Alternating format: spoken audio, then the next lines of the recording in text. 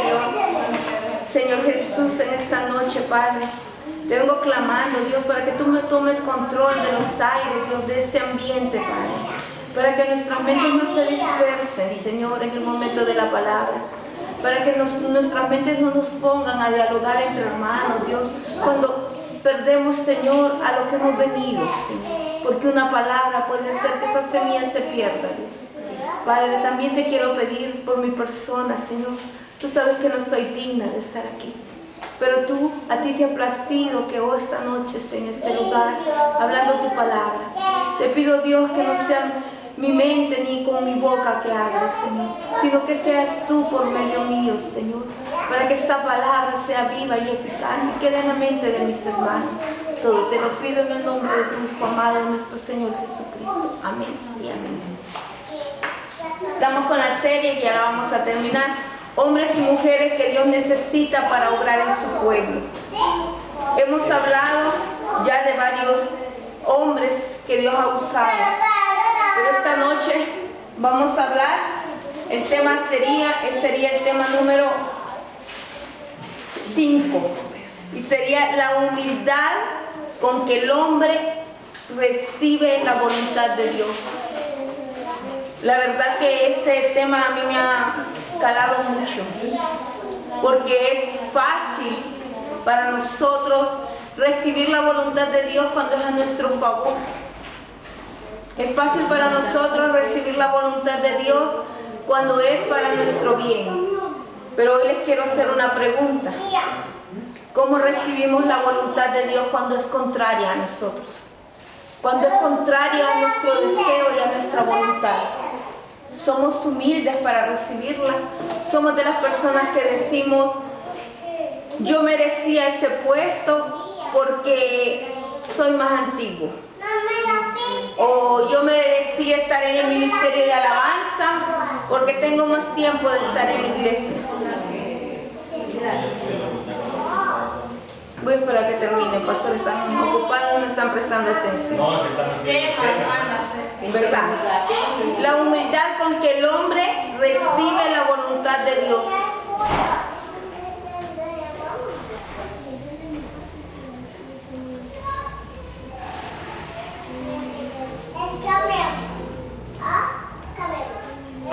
Entonces, yo analizaba nuestra vida como cristianos. ¿Cómo somos los cristianos de ahora? Muchas veces, por ser más antiguos en la iglesia, creemos que merecemos un puesto.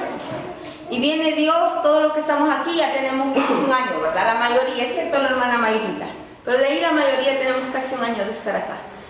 Pero viene alguien y el Señor lo levanta en el ministerio de alabanza o como líder. ¿Qué pensaríamos nosotros? ¿Lo amaríamos? ¿Le prestaríamos toda la ayuda? ¿O diríamos, no es justo? Porque yo tengo tanto tiempo, porque yo le he entregado a Dios esto, porque yo, tal vez lo aceptaríamos al final, pero ¿cuál sería nuestra actitud en el momento en que Dios levanta a esa persona? Empezaríamos a ver, ¿y por qué está en tal cosa? Si no es ni en santidad que camina, ni testimonio que es. Creo que muchos diríamos esas cosas. Esa es la parte natural del hombre, es egoísmo. Pero en la Biblia Dios nos deja a una persona para que podamos mirar cómo Dios, los que creen en Dios son diferentes.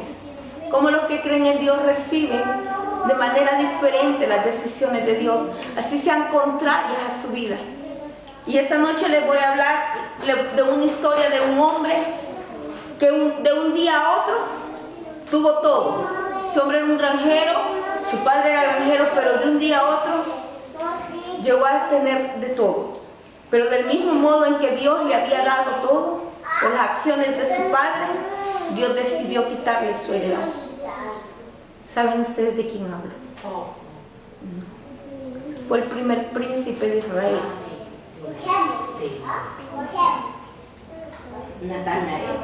El primer príncipe de Israel.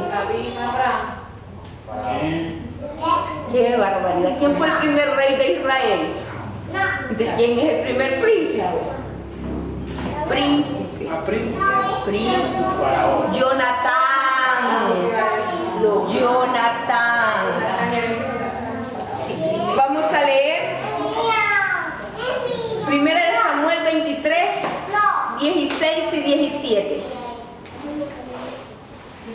1 Samuel 23, 16 y 17.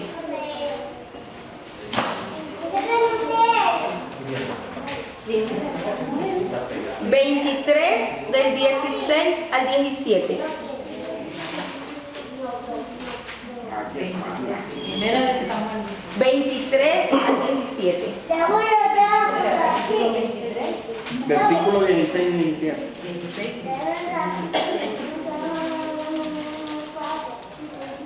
¿Lo tiene?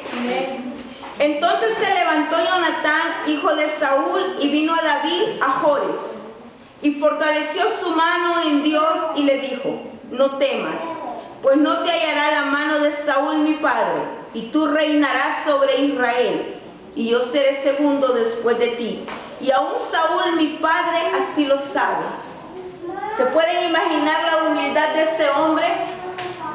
Ese hombre que un día fue granjero, a mí me impresionaba, en mí trajo tantas emociones.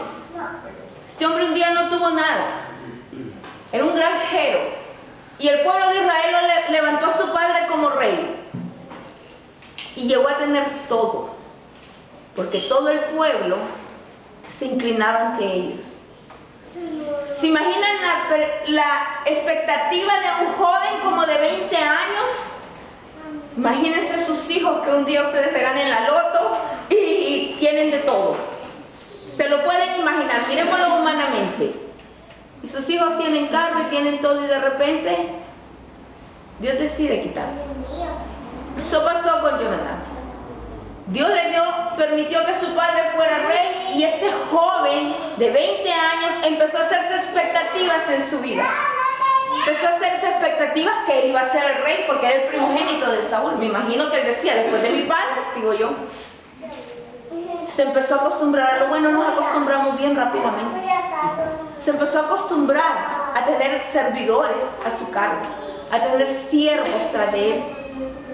Y podemos ver que este joven conocía perfectamente quién era su padre. Me imagino las expectativas de su familia, porque ustedes saben que en ese tiempo, y todavía en este tiempo, los reyes heredan a sus hijos el reinado y van de descendencia en descendencia.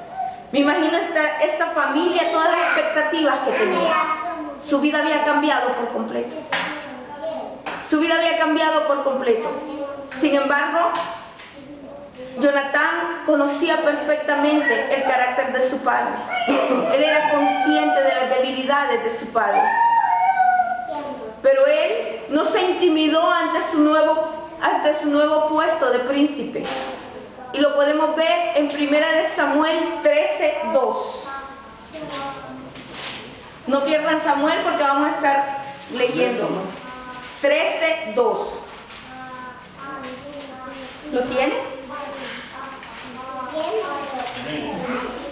Nos habla de cuando Saúl tuvo la primera guerra contra los filisteos, y dice: y escogió luego a 3,000 hombres de Israel, de los cuales estaban con Saúl 2,000 en Micmas y en el nombre de Betel, y 1,000 estaban con Jonatán en Gabá de Benjamín, y envió el resto del pueblo a cada uno de sus tiendas. Aquí nos está hablando que este joven de 20 años, más o menos aproximadamente, tenía 1,000 hombres a su cargo. Era un muchacho. Bueno, yo que tengo a mi hijo de 23, lo miro tan joven. Era un muchacho. Todavía no había terminado de desarrollarse. Todavía no era un hombre. Y miramos cómo este muchacho se fue a la guerra con 1,000 hombres, junto con su padre. Y dice que su papá quedó en Micmas y él se fue hasta Gabá. Micmas estaba a 11 kilómetros al noreste de Jerusalén. Y Jonatán, si vemos el capítulo 3, el versículo 3 del capítulo 13, dice: y Jonatán atacó a la guarnición de los filisteos que había en el collado, y lo oyeron los filisteos. E hizo Saúl tocar la trompeta por todo el país, diciendo: oigan los hebreos. Saúl tocó la trompeta porque habían ganado, pero quien atacó Collado fue Jonatán, no fue Saúl.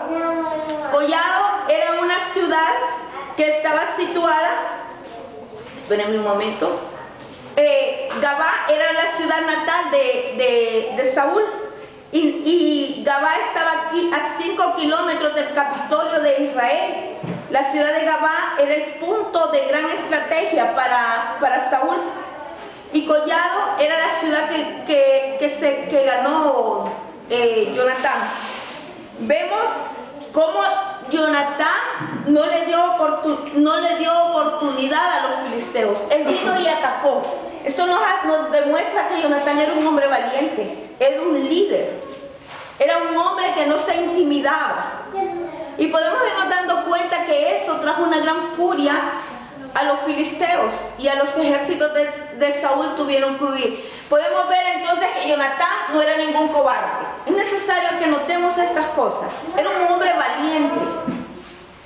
Su padre se había quedado con 2,000 hombres a 11 kilómetros de donde él estaba, pero él decidió atacar y ganó. Su padre se adjudicó la gloria, pero quien la ganó fue Jonatán. Pero luego, cuando los filisteos arrecian su ira contra los israelitas, el pueblo de Saúl se la da. Y dice que Dios le manda a Saúl a que espere para que van a hacer un holocausto. Pero Saúl, en su temor, en su ansiedad de que van a llegar los filisteos a atacarlo, no espera que llegue Samuel. Y viene Saúl y hace todo lo contrario a lo que Dios le dijo. Y viene el Señor, y cuando llega Samuel y mira, el Señor le da una palabra y le dice que va a reemplazar su reino. Que lo va a reemplazar. Que solo va a reinar Saúl y su reino va a terminar. Y Dios manda a Samuel a ungir otro rey. A esto solo han pasado 2 años desde que Saúl es rey. A este momento han pasado 2 años. Saúl gobernó 40 años. Pero Saúl, ante esa falta de fe que trajo tantas consecuencias contra su familia y contra él, la fe de Jonatán fue diferente. Miramos en el capítulo 14, versículo 1, que Jonatán dice, ¿lo tiene? Aconteció un día que Jonatán, hijo de Saúl, dijo a su criado que le traía las armas: ven y pasemos a la guarnición de los filisteos, que está en aquel lado. Y no lo hizo saber a su padre. Volvemos a ver. Miramos cómo Saúl tiene temor y desobedece a Dios. Pero en el capítulo 14, versículo 1, miramos cómo Jonatán toma otra vez acción. Este hombre viene y le dice a su criado: vamos a actuar. Y vemos el verso 6 del capítulo 14. Dijo pues Jonatán a su paje de armas: ven, pasemos a la guarnición de estos incircuncisos. Quizás haga algo Jehová por nosotros, pues no es difícil para Jehová salvar a muchos o salvar con pocos. Miren la fe de este hombre. Él no está confiando en su valentía, está confiando en Dios. Y viene y él toma la decisión de ir hasta donde los filisteos. Y no lleva un ejército. La primera vez ganó con 1,000, ¿verdad? Esta vez solo va él y sus siervos. Solo van 2. Y él le dice: si Jehová nos puede dar que ganemos con muchos, podemos ganar con pocos. Podemos ver la fe de este hombre. Y miramos el verso 14, cómo describe cómo era de traicionera la topografía. No es que iba como de aquí a Danlí, no. Nos habla que la ruta que iba a tomar era de muchas dificultades. Habían desfiladeros, había un peñón a un lado y al otro peñón. A uno le llamaban Bose, que en hebreo se llamaba resbaladizo, y al otro peñón le llamaban Cené, que significaba espinoso. O sea que por donde Jonatán iba a pasar eran unos desfiladeros espinosos y resbaladizos. Eran de puntiagudos espinos los que habían ahí, pero eso no era lo peor. Eso no era lo más peligroso. Él iba a subir a sus peñancos, pero cuando llegara estaba la puerta de los puestos fronterizos de los filisteos. Y miramos que este hombre de gran valor no tuvo temor porque confiaba en Dios. Y si ustedes siguen leyendo, se van a dar cuenta que Dios honró la fe de Jonatán. Honró la fe de este hombre, porque dice que estos hombres mataron a 20, más o menos a 20 filisteos, y los filisteos, según el historiador judío Josefo, sugiere que ese ataque llegó de mañana, de madrugada, y los filisteos estaban dormidos. Cuando ellos empiezan a escuchar que empiezan a matar a estos 20 filisteos, ellos se confundieron y adormitados empezaron a matarse unos con otros y salieron corriendo. Y otra vez ganó Saúl la batalla. Cuando Saúl llegó a la guerra, ya la guerra había terminado. Ya su hijo Jonatán. Y se les digo, estoy diciendo esto para que miremos cómo este hombre valiente también era un hombre de fe, muy diferente a su padre. Su padre era temeroso, su padre no tenía fe en el Señor.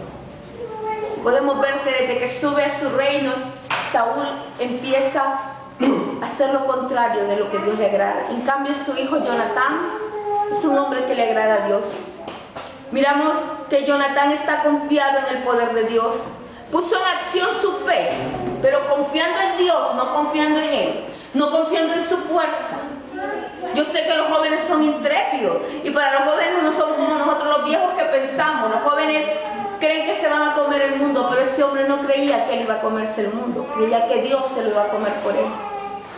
Creía que Dios no necesitaba a nadie para vencer y darle la victoria a su pueblo. Y Dios hizo lo que Jonatán deseaba en su corazón. Dios cumplió. Y esto me muestra que Jonatán era un hombre que le había creído a Dios desde pequeño. A diferencia de su padre, él sí sabía en el Dios que creía. Y seguimos más adelante en 1 Samuel 18:1. Hay otro pedazo de la historia de Jonatán que quiero compartir. Aconteció que cuando él hubo acabado de hablar con Saúl, el alma de Jonatán quedó ligada con la de David, y lo amó Jonatán como a sí mismo. Aquí ya entra en el juego David. Viene David de pelear con Goliat y gana. Dice que cuando Jonatán, eso cuenta la historia en esos capítulos atrás, entonces cuando Jonatán mira a David, dice que su alma quedó pegada con la de David, que lo amó. Y me llama la atención porque la palabra Jonatán significa regalo de Dios, regalo del Señor. Y ciertamente este príncipe había sido un regalo para David. Porque en el transcurso de los versículos que siguen en 1 de Samuel, miramos cómo Jonatán cubrió muchas veces a David. Cuando Saúl mira que en todo lo que David hacía era prosperado, Saúl comenzó a sospechar que ese sería el próximo rey. Ya Dios le había dicho, ¿verdad?, que le iba a cortar. Y él empieza a sospechar que David será el próximo rey. Y empieza a sentirse temeroso de ese muchacho. Y se empieza a sentir amenazado. ¿Se imaginan? 40 años gobernó Saúl. A los 2 años, Dios le dice que cortará su reino. Quiere decir que Saúl vivió atormentado 38 años. 38 años culpando a aquel joven por lo que iba a suceder con él. ¿No creen que hubiese sido mejor para Saúl quitar un poco su orgullo y arrodillarse ante el Señor? Hubiera tenido paz. Pero fueron 38 años atormentados por su soberbia. 38 años sintiendo de rival a David en su vida, siguiéndolo porque lo miraba rival, y no era rival de Saúl, porque Dios iba a dejar que Saúl terminara su reinado y ahí iba a cortarlo. ¿De quién era rival David? Era rival de Jonatán. ¿Y cuál fue la diferencia de Jonatán a David? Fue de amor. Dice la palabra que Jonatán lo amó. En ninguna parte de lo que estuve leyendo de Jonatán habla que Jonatán dijo un día: si yo fuera rey, o si yo pudiera haber sido rey, Señor, mira que yo sí soy valiente, mira que yo te temo, yo te tengo fe, yo sí voy a ser un corazón, rey. No habla la palabra de eso. Y si Dios no lo dejó escrito, supongo que es que nunca pasó por la mente de Jonatán. Porque si no, Dios lo hubiera dejado escrito para que nosotros, porque la palabra, nosotros podemos ver cómo Dios deja escrito las deficiencias de nosotros los humanos para que conozcamos que desde siempre hemos tenido el mismo corazón pecaminoso. Pero la palabra no habla en ningún momento que Jonatán sintiera envidia, sintiera celos, sintiera resentimiento hacia Dios. Más bien habla de que Jonatán tuvo obediencia, tuvo sujeción a Dios, tuvo amor a su rival, a David. No David a Jonatán, dice la palabra Jonatán a David.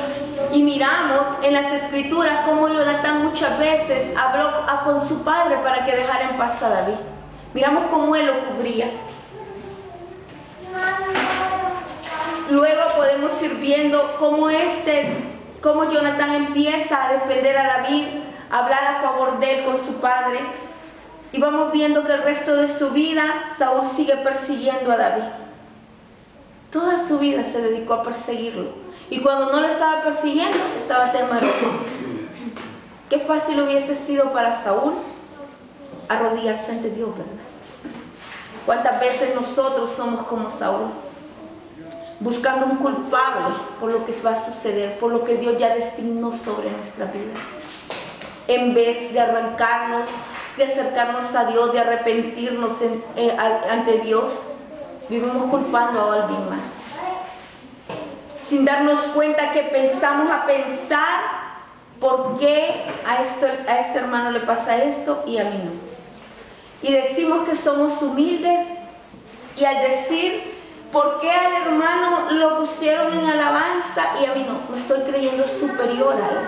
Y Dios dice que no nos sintamos superiores a los demás. Dios sabe por qué levanta a unos y a otros no. Dios sabe qué es lo que está tratando. Nuestra actitud debería de ser como la de Jonatán. Si yo quería cantar, pero Dios levantó a otro hermano, pues prestarle toda la ayuda. Pero nosotros empezamos a pensar, ¿y por qué? Si ese tal cosa, si ese aquí. Esa es nuestra actitud. Somos más como Saúl y muy pocos son como Jonatán.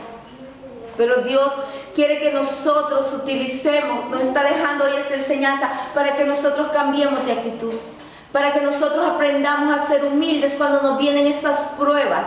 No preguntarle al Señor por qué a mí, o qué es lo que tratas conmigo, Señor, y tal vez las aceptamos, pero después de un reniego. Miramos que Jonatán en ningún momento renegó de que no iba a ser rey. En ningún momento él aceptó su condición con amor a Dios, con sujeción a Dios, con obediencia a Dios. ¿Por qué no actuar como Jonatán si Dios levanta a otro en vez de nosotros? ¿Por qué no empezar a orar por ese hermano? ¿Por qué no empezar a cuidarle sus espaldas como lo hacía él? ¿Por qué no empezar a protegerle por medio de la oración? Eso tendría que ser nuestra actitud, pero nuestra actitud es de crítica muchas veces. Pero ahí está Jonatán viendo cómo David iba a ser el heredero del reino que le pertenecía a él por ley humana. Y él lo acepta en obediencia y sujeción a Dios y le demuestra en todo momento lealtad a David y lealtad a Dios también.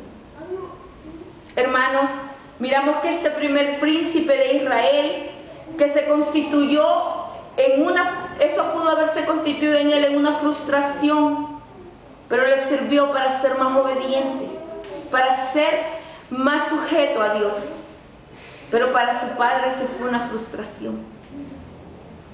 Y su padre se volvió enemigo de David y Jonatán se volvió amigo de David. Se volvió amigo del sucesor de su padre. Y me llama la atención que la palabra habla y no recuerdo, disculpen, no recuerdo dónde, cuando le dice Jonatán a David, no sé por qué se me escapó esa cita, disculpen, cuando le dice Jonatán a David, tú serás el próximo rey y yo seré el segundo después de ti. Esa es su actitud, en su sujeción y en su humildad. Él le dice, tú serás el próximo rey, tú serás el sucesor de mi padre. Y tal vez Dios lo deje escrito en la palabra para que nos demos cuenta que no es que Jonatán no sabía, ni que lo hacía por... Jonatán sabía que él iba a ser el que iba a suceder a su padre. La primera cita que dio, 23, versículo 17. En el 23:17, gracias pastor. El 23:17 está. Miramos que él en todo momento él supo quién iba a ser David. Y su actitud fue de humildad y de amor hacia él. Me ponía a pensar, imagínense que hoy llegara alguien, hoy, y el pastor lo pusiera de copastor. ¿Cómo sería la actitud de nosotros? Se me venía a la mente en ese momento. Diríamos, somos más antiguos, a saber qué crecimiento tiene, a saber cuántas cosas vendría a nuestra mente. O algunos de ustedes, tal vez les digo de ustedes, porque quién sabe cómo actuaría yo, ¿verdad? Repito, dirían, oh, bienvenido hermano, aquí está su puesto de copastor, cuente conmigo. ¿Sería esa la reacción si en esta noche, ahorita, entrara alguien? Y el pastor dijera, les presento al nuevo copastor. ¿Esa sería nuestra actitud? ¿O sería, si el pastor ni sabe cuál es el testimonio de ese? Creo que así sería. Dios quiere que ante las circunstancias tomemos una actitud de humildad, que sepamos que Dios sabe por qué hace las cosas. Y Jonatán no lo hacía por cobardía, pues nos deja en la escritura visto que era un hombre valiente. Lo hacía por obediencia y humildad al Señor, por sujeción al Dios vivo. Él sabía en el Dios que él creía. Él sabía que todo lo que sucedía para él era en bien. Él sabía por qué lo hacía. Y por eso Jonatán tomó esa actitud.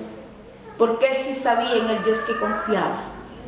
Nosotros muchas veces confiamos en nuestra fuerza.